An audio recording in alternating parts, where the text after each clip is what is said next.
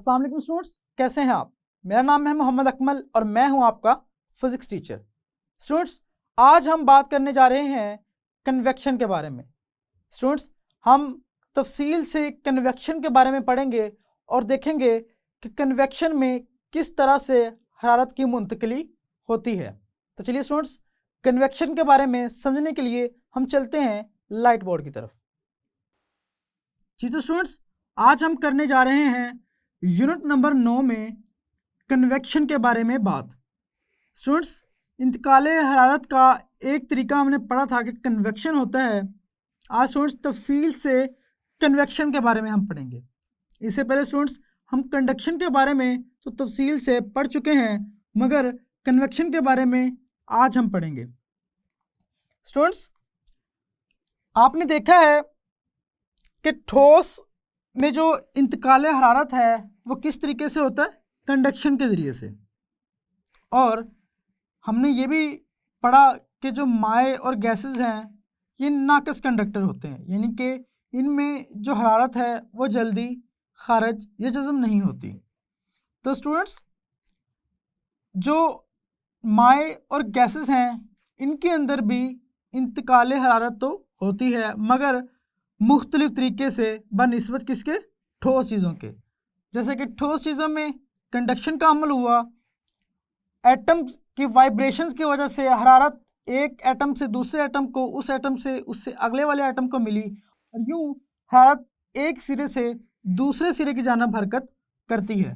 तो स्टूडेंट्स, मायात और जो गैसेस हैं उनमें क्या होता है, उनमें होता है कन्वेक्शन का अमल।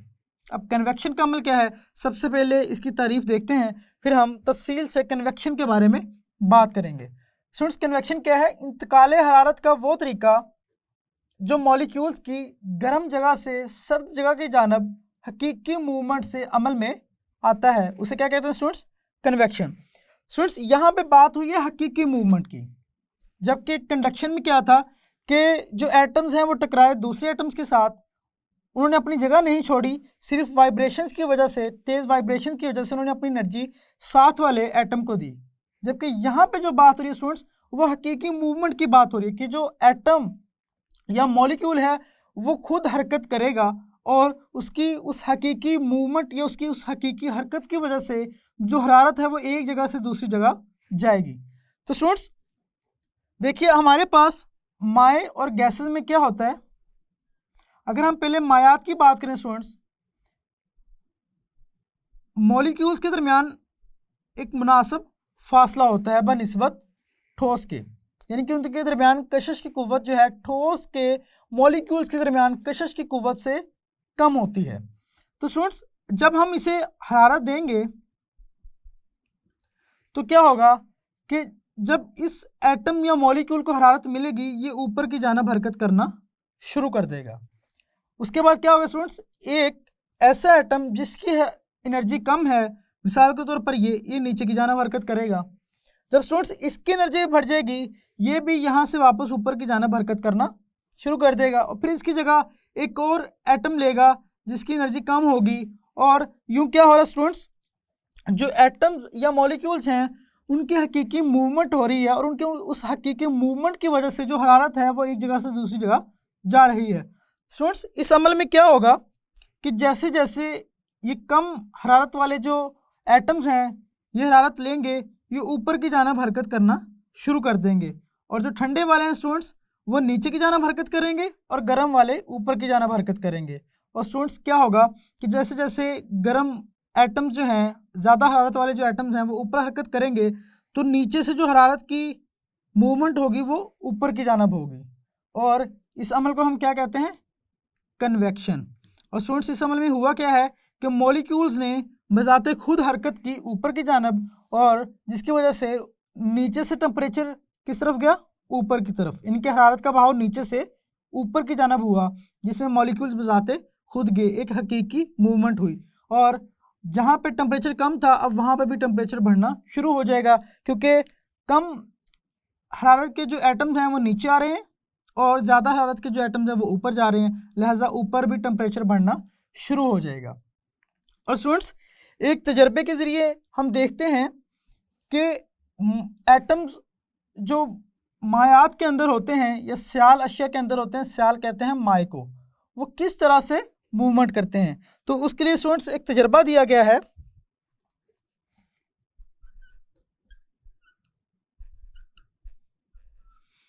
तजर्बा 9.1 जिसमें कहा गया है स्टूडेंट्स आपके पास एक बीकर होना चाहिए,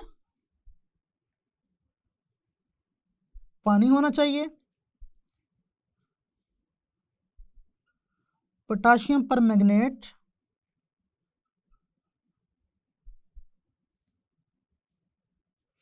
और स्टूडेंट्स हरारत का कोई जरिया।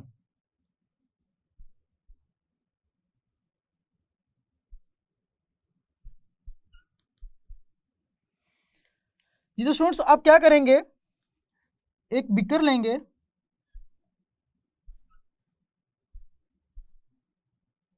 और उस बीकर के अंदर आप 2/3 तक पानी जो है वो भर लेंगे, और उसके नीचे स्टूडेंट्स कोई हरारत का सोर्स या आग जलाएंगे, और उसके अंदर स्टूडेंट्स आप रखेंगे पोटाशियम परमैंगनेट के क्रिस्टल्स। अब स्टूडेंट्स जब आप इस पानी को गर्म करेंगे तो क्या होगा कि जो पोटाशियम परमैंगनेट के क्रिस्टल्स हैं इनमें से रंग निकलना शुरू हो जाएगा, और वो रंग जो है वो ऊपर की जानब हरकत करेगा, जो कि वाज़िह तौर पे आपको नज़र आएगा। यानी कि हमें पता चलेगा किस तरह से माय के अंदर स्टूडेंट्स वो जो एटम्स हैं वो किस तरह से ज़्यादा एनर्जी हासिल करके ऊपर की जानब हरकत करते हैं।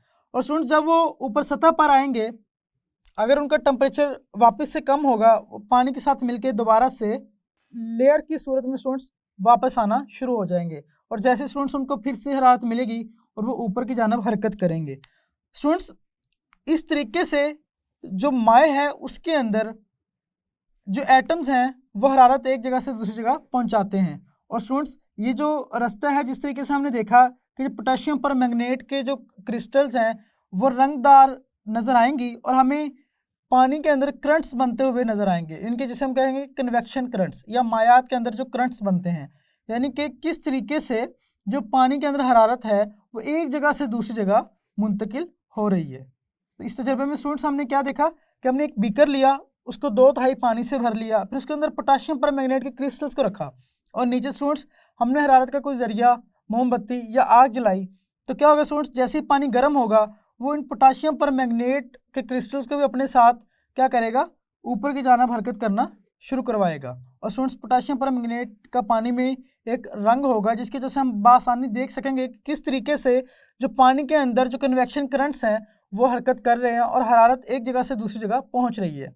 तो स्टूडेंट्स जब वो पानी के जो एटम्स हैं ऊपर की जानब पहुंचेंगे, और उनमें से कुछ एटम्स जो हैं वो बुखारात बन जाएंगे, और कुछ जो है उनका टेम्परेचर जब कम होगा वो अपना टेम्परेचर जो है बाहर फ़िज़ा में दे देंगे, तो वो उसी रंग के साथ जो पोटाशियम परमैंगनेट के होने की वजह से था उनमें, वो वापस से इस ठंडे हिस्से से गर्म हिस्से की जानब हरकत करना शुरू कर देगा, और स्टूडेंट्स दोबारा से हरारत लेके पानी ऊपर की जानब उठना शुरू हो जाएगा, और हमें पानी के अंदर कन्वेक्शन करंट्स बासानी नज़र आएंगे इस पोटाशियम परमैंगनेट के रंग की वजह से। क्योंकि स्टूडेंट्स पानी जब ठंडा होगा वो ऊपर होगा और गर्म पानी नीचे है। स्टूडेंट्स जैसे ही पानी गर्म होगा वो ऊपर की जानब उठना शुरू कर देगा और ठंडा पानी इसकी जगह लेना शुरू कर देगा, और इस तरह से कन्वेक्शन करंट्स नज़र आना शुरू हो जाएंगे। स्टूडेंट्स अब हम देखते हैं कि गैसेस जो हैं उनके अंदर किस तरह से जो हरारत है उसका बहाव होता है। तो स्टूडेंट्स आपको मैं बता दूं कन्वेक्शन के ज़रिए से ही जो गैसेस हैं उनके अंदर भी हरारत का बहाव होता है। तो स्टूडेंट्स हम कह सकते हैं कि गैसेस के अंदर भी कन्वेक्शन करंट्स होते हैं।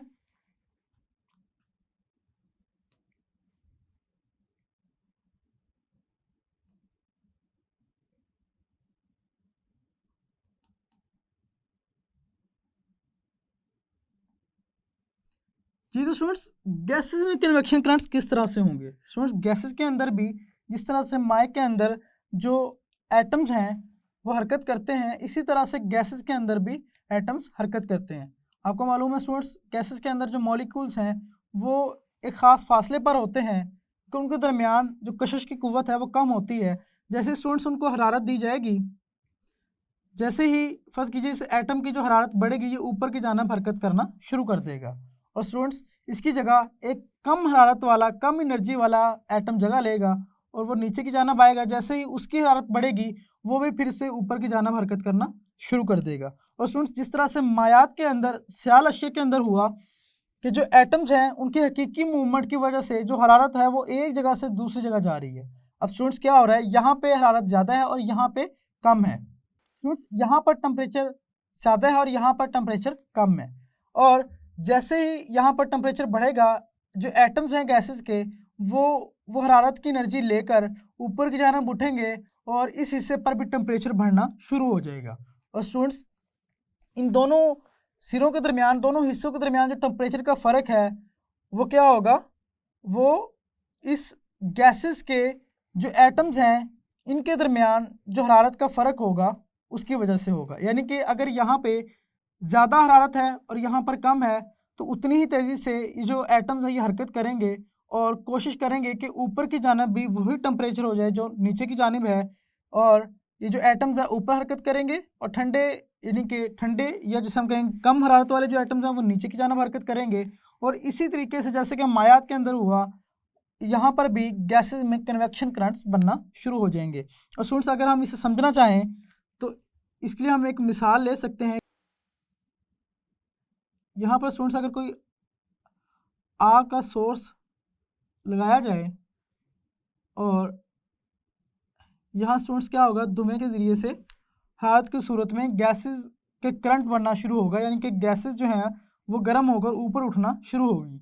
अब स्टूडेंट्स जब यहाँ से जो गैस है, हवा है, वो गर्म होकर ऊपर उठेगी तो इस जगह से जो हवा है वो अंदर आना शुरू होगी, ठंडी हवा। अब स्टूडेंट्स क्या होगा कि धुआं जो यहाँ से निकलेगा वो धुआं इसी ठंडी हवा के साथ मिलकर दोबारा से इसके अंदर आना शुरू हो जाएगा और फिर से हरारत जैसे ही गैस की या हवा की बढ़ेगी वापस से ऊपर की जानिब उठना शुरू हो जाएगी। और स्टूडेंट्स इस तरीके से हम देख सकते हैं कि गैसेस के अंदर भी कन्वेक्शन करंट्स होते हैं। अब स्टूडेंट्स अगर हम देखें इनका हम इस्तेमाल कहाँ पे कर सकते हैं, यानी कि कन्वेक्शन करंट्स का इस्तेमाल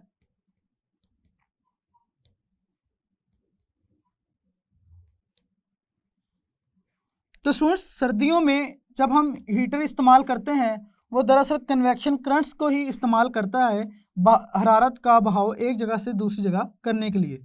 स्टूडेंट्स अब कमरे के अंदर अगर सर्दी है, टेम्परेचर कम है, जब हम हीटर चलाएंगे स्टूडेंट्स तो हीटर के इर्द गिर्द की जो हवा है वो गर्म होगी और गर्म होकर वो फैलना शुरू हो जाएगी, वो ऊपर उठेगी, उसकी जगह ठंडी हवा लेगी और इस तरह से स्टूडेंट्स उस कन्वेक्शन करंट्स के ज़रिए से जिस तरीके से हमने यहाँ पे बात की जो है कमरा गर्म होना शुरू हो जाएगा। और स्टूडेंट्स बड़ी इमारत में जो सेंट्रल हीटिंग सिस्टम है वो भी इसी असूल के तहत काम करता है जिसमें कन्वेक्शन करंट्स की वजह से जो हरारत का बहाव मुमकिन बनाया जाता है। स्टूडेंट्स अब हम देखते हैं कि कन्वेक्शन जो करंट्स हैं इसकी वजह से नसीम बरी और नसीम बहरी जो हवाएं हैं वो किस तरीके से चलती हैं।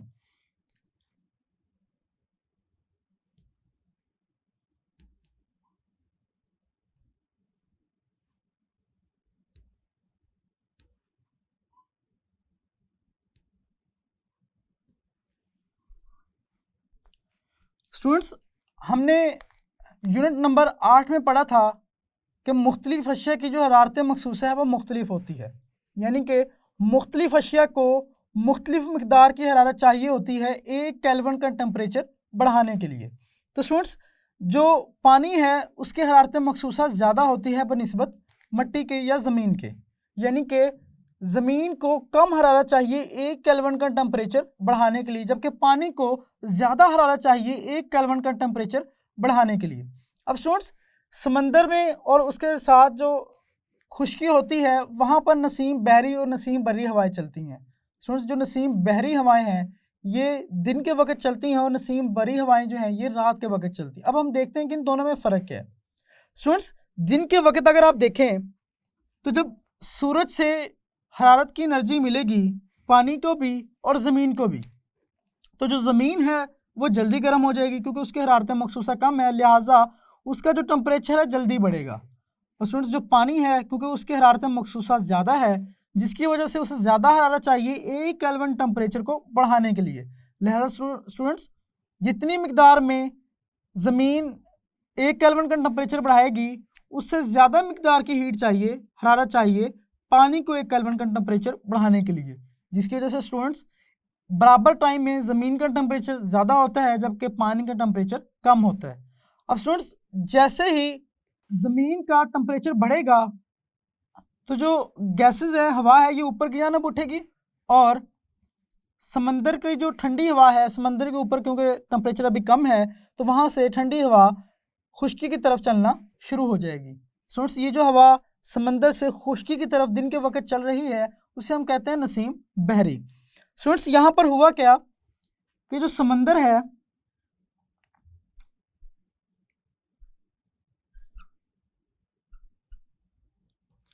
स्टूडेंट्स यहाँ पे इस खुश्की के ऊपर की जो हवा है ये गर्म होकर ऊपर उठना शुरू हो जाएगी और समंदर की जो ठंडी हवा है वो इस खुश्की की जानब हरकत करना शुरू कर देगी। क्या हो रहा है स्टूडेंट्स, ये हवा गर्म होकर फिर ऊपर उठेगी, यहाँ से मज़ीद हवा खुश्की की तरफ चलना शुरू हो जाएगी। और स्टूडेंट्स ये जो हवा जो दिन के वक्त समंदर से खुश्की की तरफ चलती है इसे हम कहते हैं नसीम बहरी। तो स्टूडेंट्स ये क्या है, नसीम बहरी। हम कहेंगे नसीम बहरी हवा जो है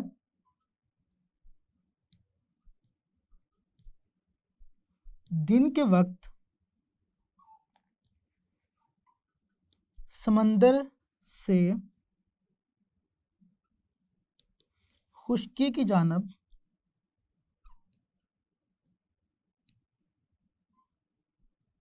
चलती है, हवा में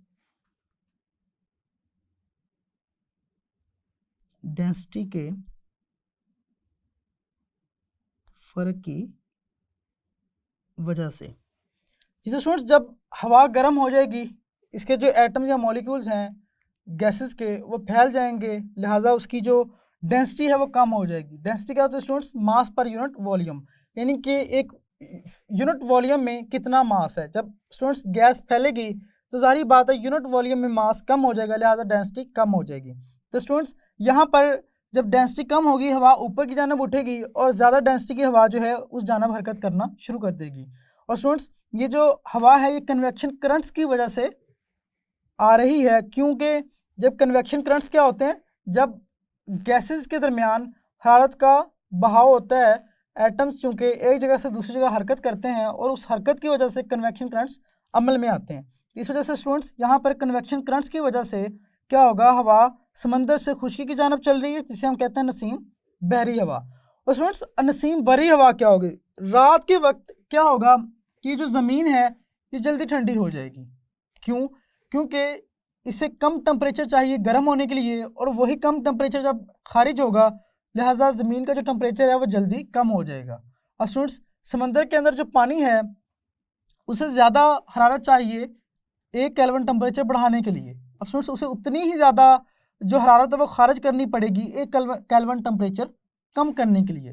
लिहाजा स्टूडेंट्स रात के वक्त क्या होगा, रात के वक्त जो समंदर है स्टूडेंट्स, रात के वक्त स्टूडेंट्स समंदर के ऊपर की जो हवा है वो गर्म होगी, क्योंकि पानी से ज़्यादा हरारत खारिज होती है टेम्परेचर 1 केल्विन कम करने के लिए। लिहाजा स्टूडेंट्स यहाँ पर गर्म हवा जो है वो ऊपर की जानब उठना शुरू होगी रात की, और ज़मीन से जो ठंडी हवा है वह समंदर की जानब चलना शुरू हो जाएगी। और जिस तरीके से स्टूडेंट्स यहाँ पे दिन के वक्त हुआ इसी तरीके से यहाँ पर रात के वक्त होगा, और इसको कहते हैं स्टूडेंट्स हम नसीम बर्री हवा। यानी कि स्टूडेंट्स ये वो हवा है जो रात के वक्त ज़मीन से यानी कि खुश्की से समंदर की जानब चलती है, क्योंकि स्टूडेंट्स रात के वक्त समंदर से यानी कि पानी से ज़्यादा हरारत खारिज होगी और उसके ऊपर की जो हवा है वो गर्म होकर ऊपर उठना शुरू हो जाएगी, क्योंकि ज़मीन स्टूडेंट्स जल्दी ठंडी हो जाएगी क्योंकि ज़मीन की हरारत मखसूसा कम है, लिहाजा ये कम एनर्जी खारिज करने से ज़्यादा टेम्परेचर कम कर सकती है। तो स्टूडेंट्स रात को ठंडी हवा चलेगी ज़मीन से समंदर की जानब, तो हम कहेंगे रात के वक्त ज़मीन से ठंडी हवा किस जानब हरकत करती है? समंदर की जानब चलती है।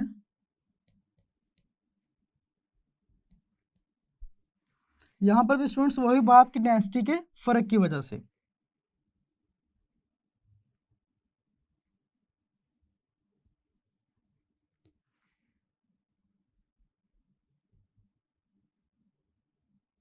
रात के वक्त ज़मीन से ठंडी हवा समंदर की जानब चलती है डेंसिटी के फ़र्क की वजह से, जिसे हम क्या कहते हैं स्टूडेंट्स? नसीम बरी।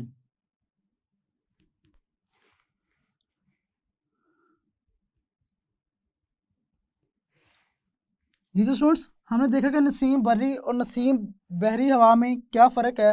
हमने देखा नसीम बहरी हवा जो है ये चलती है दिन के वक्त और ये चलती है समंदर से खुश्की की जानब, और नसीम बरी हवा जो है ये रात के वक्त चलती है ज़मीन से समंदर की जानब। और हमने देखा किस तरीके से कन्वेक्शन करंट्स की वजह से इस ये जो हवा है इसका बहाव होता है। स्टूडेंट्स, पैराग्लाइडिंग अगर हम देखें, पैराग्लाइडिंग जो है, पैराग्लाइडिंग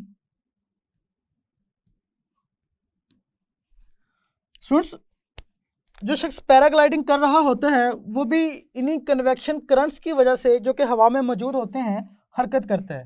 क्योंकि स्टूडेंट्स जिस तरीके से वो ग्लाइडिंग कर रहा होता है और जो सामान होता है ग्लाइडिंग करने के लिए वो क्या करता है, वो कन्वेक्शन करंट्स को इस्तेमाल करता है और एक जगह से दूसरी जानब हरकत करता है।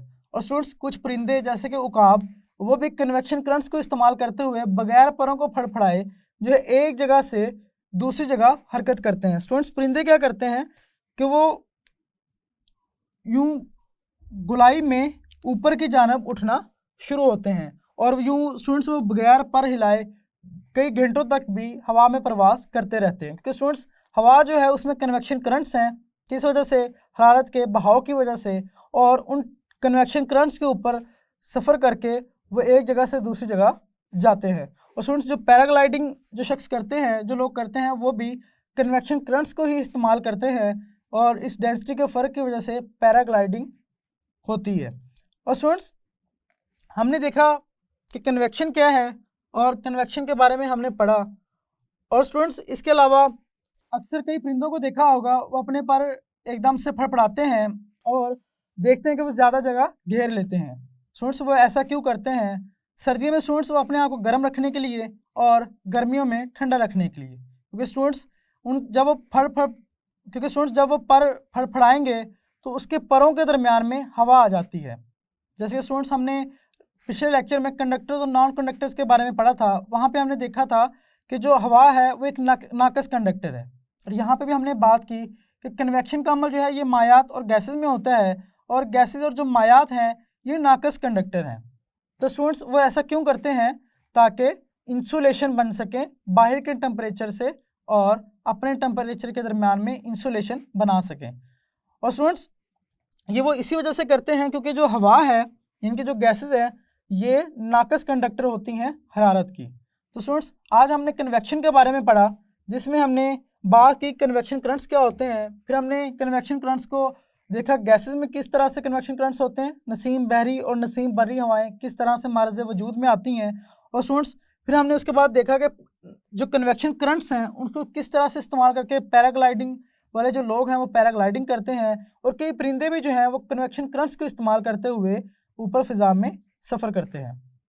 जी तो स्टूडेंट्स आज के लेक्चर में हमने कन्वेक्शन को तफसील से पढ़ा और स्टूडेंट्स हमने देखा कि कन्वेक्शन करंट्स क्या होते हैं और हमने माए और गैसेस में बनने वाले कन्वेक्शन करंट्स के बारे में पढ़ा।